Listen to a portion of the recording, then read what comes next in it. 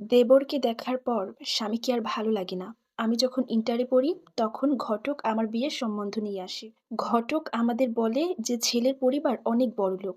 ছেলে প্রবাসে থাকে, তাদের ডুপ্লেক্স বাড়ি আছে। বিয়ের ১ মাস পর সে আবার প্রবাসে চলে যাবে।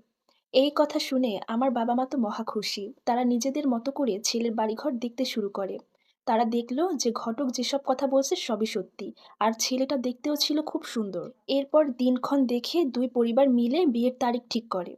এই বিয়েতে তাদের কোনো চাওয়া পাওয়া ছিল না। আর এই কথাটা শুনে আমার বাবা-মা তো আরো খুশি হয়ে যায় যে এত বড় বাড়িতে আমাকে বিয়ে দিচ্ছে অথচ তাদের কোনো চাওয়া পাওয়া নেই। এর ১ সপ্তাহ পর আমাদের বিয়ে হয়ে যায়। বিয়ের পরে শ্বশুরবাড়িতে এসে জানতে পারি আমার স্বামী গত ১ বছর আগেই বিদেশ থেকে একেবারের জন্য চলে এসেছে।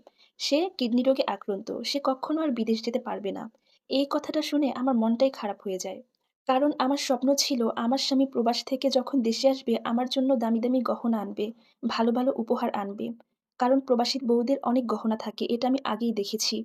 পরে যখন জানতে পারলাম আমার স্বামী আর বিদেশে যেতে পারবে না, কথাটা শুনে আমার মনটাই ভেঙে গেল। স্বামীর মুখে এই কথা শুনে আমার প্রচণ্ড রাগ লাগলো। রাগে আমি আমার বাপের বাড়িতে চলে আসছি। বাপের বাড়িতে এসে আমার মাকে সব কথা খুলে বললাম। তখন আমার মা বলল, "ঠিক আছে, তোর আর ওই বাড়িতে ফিরে যেতে হবে না। তুই আবার কলেজে যাওয়া শুরু কর।" তো এভাবেই কেটে গেল ১৫ দিন। ১৫ দিন পর আমার স্বামী আমার বাপের বাড়িতে এসেছে। তখন আমার মা বলল যে, "তোমার সাথে আমার মেয়েকে আর দিব না। শোনো বাবা, তুমি কিডনি রোগে আক্রান্ত। তার উপর ১ বছর আগে বিদেশ থেকে চলে আসছো, আর কখনো যেতেও পারবে না। তোমার পরিবারের সবাই মিলে মিথ্যা কথা বলে আমার মেয়েটাকে তুমি বিয়ে করেছো। তোমার সাথে আমার মেয়েকে আমি আর দিব না।" তখন আমার স্বামী বলল, "আজকে যদি আমার মতো আপনার ছেলেও কিডনি রোগে আক্রান্ত হতো বা বড় কোনো সমস্যায় থাকতো, তাহলে কি আপনার ছেলেকে বিয়ে করাতেন না?" তখন আমার মা বলল, "হ্যাঁ, অবশ্যই বিয়ে করাতাম। কিন্তু তোমাদের মতো মিথ্যা কথা বলে না।" তখন আমার স্বামী বলল, "যদি মিথ্যা কথা না বলতাম, তাহলে হয়তো আপনার মেয়েকে আমার ঘরের বউ বানাতে পারতাম না। সত্যি কথা বলতে আপনার মেয়েকে আমি খুব ভালোবাসি মা।"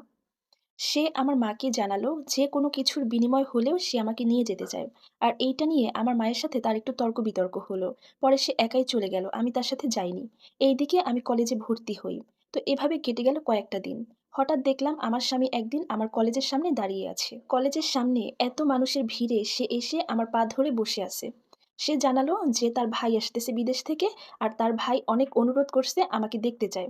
আমি যেন তার ভাই দেশে আসার আগেই তাদের বাড়িতে যাই। সে এইটা নিয়ে আমাকে খুব রিকোয়েস্ট করতেছিল। এই কথাটা আমি এসে আমার বাবা-মাকে জানালাম। তখন আমার বাবা-মা বলল, "ঠিক আছে, তাহলে যাও।" তো এরপর আমি শ্বশুরবাড়িতে আসলাম। আমি আসার ঠিক ২ দিন পরে আমার দেবর বিদেশ থেকে এসেছে। তাকে আমি ১ম দেখেই প্রেমে পড়ে গেছি। সে দেখতে খুবই সুন্দর ছিল, খুবই হ্যান্ডসাম। তাকে দেখেই আমি মনে, মনে সিদ্ধান্ত নিতে থাকি। যদি আমি এই বাড়িতে থাকি আমার দেবরের জন্য থাকবো। আমি ওকে বিয়ে করব। সে দেখতে ছিল খুবই সুন্দর, তার উপরে প্রবাসী। সে চাইলে আমার সব ইচ্ছা পূরণ করতে পারবে। তো এরপর আমি সেখানেই থাকতে শুরু করলাম। ১ সপ্তাহের মাথায় আমি আমার দেবরের সাথে অনেকটা ক্লোজ হয়ে গেলাম। এভাবেই ১৫ দিন কেটে গেল। তারপর একদিন আমি আমার দেবরকে বললাম, "তোমার ভাইকে এখন আমার আর ভালো লাগে না। আমার তোমাকে ভালো লাগে। আমি তোমাকে বিয়ে করতে চাই।" এই কথাটা শুনে আমার দেবর আমাকে বলল, "ভাবি, তুমি এইসব কথা আর কখনো বইলো না। এটা বলা ঠিক না। যদি এইসব কথা কেউ জানতে পারে তাহলে সমাজে আমরা মুখ দেখাতে পারব না। আমাদের আর মান-সম্মান থাকবে না। তুমি আমার বড় ভাইয়ের বউ। এখন তুমি আমার ভাইকে রেখে আমাকে বিয়ে করতে চাও। এটা যদি সবাই জানে তাহলে কি আমার বড় ভাইয়ের মান-সম্মান থাকবে বলো?" এই কথা বলে আমার দেবর সেখান থেকে চলে যায়। এরপর থেকে ও আমার সামনে আর খুব একটা আসতো না। আমার সামনে আসতে খুব লজ্জা পেত। কিন্তু আমি ইচ্ছা করে তার কাছে বারবার যেতাম। এরপর থেকেই আমার দেবর আমাকে প্রচণ্ড ইগনোর করতে থাকে। তার এই ইগনোর আমার মোটেই ভালো লাগছিল না। তাকে একদিন আমি বলেই ফেলি, "তুমি আমাকে এভাবে ইগনোর করছো কেন? তুমি জানো না তোমাকে আমি প্রচণ্ড ভালোবাসি? তোমাকে ভালোবাসাটা যদি আমার অন্যায় হয়, তাহলে তোমার কি মনে হয় তোমার বাবা-মা আমাদের সাথে অন্যায় করে নাই? তোমার বড় ভাই কিডনি রোগে আক্রান্ত। সে আর কক্ষনো প্রবাসে যেতে পারবে না। অথচ তোমার বাবা-মা কতটা মিথ্যা কথা বলছে আমাদের পরিবারে এবং আমাকে তার ছেলের বউ করেছে। এটা কি তাদের অন্যায় হয়নি?" তখন আমার দেবর বলল যে, "হ্যাঁ, তারা অন্যায় করেছে। হয়তো এই মিথ্যা কথাটা না বললে আমার ভাইয়ের জন্য তোমাকে আনতে পারত না। তোমার বাবা-মা আমার ভাইয়ের সাথে তোমাকে বিয়ে দিত না।" দেবরকে আমি আরো বললাম, "যদি তোমার সাথে আমি থাকতে না পারি তাহলে এই বাড়িতে আমি আর থাকব না।" আমার কথা শুনে আমার দেবর প্রচণ্ড রাগ করল এবং রাগে সে রুম থেকে বের হয়ে গেল। এভাবে কেটে গেল ১ টা সপ্তাহ। এরপর আমি আমার বাবার বাড়িতে চলে আসি। এভাবেই বেশ কিছুদিন পার হয়ে গেল। আমার দেবরের প্রবাসে যাওয়ার সময় হয়ে এলো। আমার শ্বশুর আমাকে নিতে এলো। তখন আমি তাকে বললাম, "আমি আর কিছুতেই আপনাদের বাড়িতে যাব না। আপনারা আমাকে অনেক মিথ্যা বলেছেন। তখন শ্বশুর আমাকে অনেক রিকোয়েস্ট করতেছিলেন। তো এরপর আমি তাকে বললাম, "ঠিক আছে, আমি আপনাদের বাড়িতে যাব। যদি আপনার ছোট ছেলের বউ করে নেন।"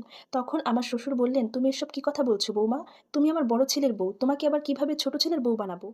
এটা আমরা কক্ষনো করতে পারব না।" তখন আমিও বললাম, "ঠিক আছে, আমিও আর কক্ষনো আপনাদের বাড়িতে যাব না। আপনার ছেলেকে বলবেন আমাকে ডিভোর্স পাঠিয়ে দিতে।" তখন আমার শ্বশুর আমার বাবা-মাকে বলতে লাগলেন যে, "আপনার মেয়ের মনে হয় মাথা খারাপ হয়ে গেছে। ওকে একটু বোঝান।" তখন আমার শ্বশুর আমার বাবা-মায়ের সাথে রাগারাগি করে আবার তাদের বাড়িতে চলে গেলেন। তো এরপর কেটে গেল আরও ১ টা মাস। আমাদের বিবাহিত জীবনের ৩ টা মাস পূর্ণ হয়ে গেল। আমার স্বামী এই ৩ মাসে আমাকে খুশি করার জন্য অনেক কিছু করেছে। মানুষটা আমাকে প্রচণ্ড ভালোবাসে। কিন্তু কেন জানি না তাকে আমার একটুও ভালো লাগতো না। সত্যিকার অর্থে দেবরকে দেখার পর তো আর স্বামীর কথা ভাবতেই পারছি না। তো এভাবে কিছুদিন যাওয়ার পরে আমার স্বামী আমাকে নিতে আসলো। তখন আমি তাকে বললাম, "আমি আপনাকে ভালোবাসি না। আপনার সাথে আমি যেতে চাই না। যদি আমার আপনাদের বাড়িতে যেতেই হয় তাহলে আপনার ছোট ভাইয়ের বউ হয়ে যাব।" আমার স্বামী আমার ব্যবহারেই বুঝতো যে তার আমাকে ভালো লাগে না। তবুও আমার মুখে এই কথা শুনে তার ২ চোখ দিয়ে পানি ঝরে পড়ল। তখন সে কাঁদতে, কাঁদতে আমাকে বলল, "ঠিক আছে, আমি এখন আমার বাড়িতে যাব। গিয়ে আমার ভাইকে বুঝাবো।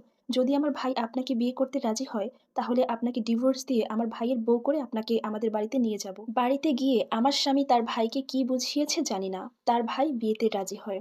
তার ১ মাস পর আমার স্বামী তার ভাইকে নিয়ে আমাদের বাড়িতে আসে। আর তখন আমরা ডিভোর্সের জন্য এপ্লাই করি। তখন কোর্ট থেকে আমাদেরকে জানায় যে ডিভোর্স হতে ৬ মাস টাইম লাগবে। আর এই ৬ মাস আমরা সেপারেশনে থাকব। আমি তো মহা খুশি। আমি আমাদের বাড়িতে থাকতে শুরু করি। মাঝে, মাঝে আমার দেবরের সাথে আমি ফোনে কথা বলতাম, যখন একা আর ভালো লাগতো না। তো দেবরকে আমি মাঝে, মাঝে বলতাম, "আপনি আমাদের বাড়িতে এসে আমাকে একটু দেখে যাইয়েন।" আর আমার স্বামী আমাদের এই ব্যাপারগুলো একদমই সহ্য করতে পারতেন না। এভাবেই ৫ মাস পার হয়ে যায়। এরপর হঠাৎ একদিন জানতে পারি আমার স্বামী স্ট্রোক করে মারা গেছে। আসলে ওই মানুষটা আমাকে প্রচণ্ড ভালোবাসতো। কিন্তু আমি যেহেতু তার ভাইকে ভালোবাসতাম, এই বিষয়টা সে মেনে নিতে পারত না। সে মানসিক প্রচণ্ড আঘাত পেয়েছে। আর যার কারণে সে স্ট্রোক করে মারা যায়। আমি কতটা লোভী ছিলাম যে তখন আমার স্বামী মারা গেছে, এতে আমি খুশি হইছি। আমি মনে, মনে ভাবছি যে থাক এখন আর ডিভোর্সের জন্য অপেক্ষা করতে হবে না। আমাদের পথের কাঁটা তো সরে গেছে। এভাবেই কয়েকদিন পার হয়ে যাওয়ার পর আমার বাবা-মা আমার শ্বশুরবাড়িতে যায় আমাদের বিয়ের পাকা কথা বলতে। তখন আমার শাশুড়ি আমার বাবা-মায়ের মুখের উপরে বলে দেয় যে, "আপনারা কি ভাবছেন? আপনাদের এই কুলাঙ্গার মেয়েকে আবার আমার ছোট ছেলের বউ করব? আমার বড় ছেলেকে তো খাইছে। এখন কি ও আমার ছোট ছেলেকেও খাবে নাকি?" এই কথাগুলো শুনে আমার বাবা-মা বাড়িতে চলে আসে। বাড়িতে এসে আমাকে প্রচণ্ড বকাবকি করে। তখন আমি আমার ভুলটা বুঝতে পারি। আমি বুঝতে পারি যে আমার স্বামীকে যদি এতটা মানসিক আঘাত আমি না দিতাম, তাহলে হয়তো মানুষটা আরো কিছুদিন বেঁচে থাকত। আর ঠিক তখন থেকেই আমার স্বামীর প্রতি আমার মায়া এবং ভালোবাসা কাজ করতে শুরু করে। কিন্তু কিসের কি? মানুষটা তো আর বেঁচে নেই। আমি তার মৃত্যুতে খুবই অনুতপ্ত হই। জানি না আল্লাহ আমাকে মাফ করবে কিনা। আপনারা সবাই আমার জন্য দোয়া করবেন। সো ভিউয়ার্স, এই সম্পূর্ণ স্টোরিটা একটা আপুর জীবন থেকে নেয়া, যার সাথে আমার বাস্তব জীবনের কোনো মিল নেই। ধন্যবাদ।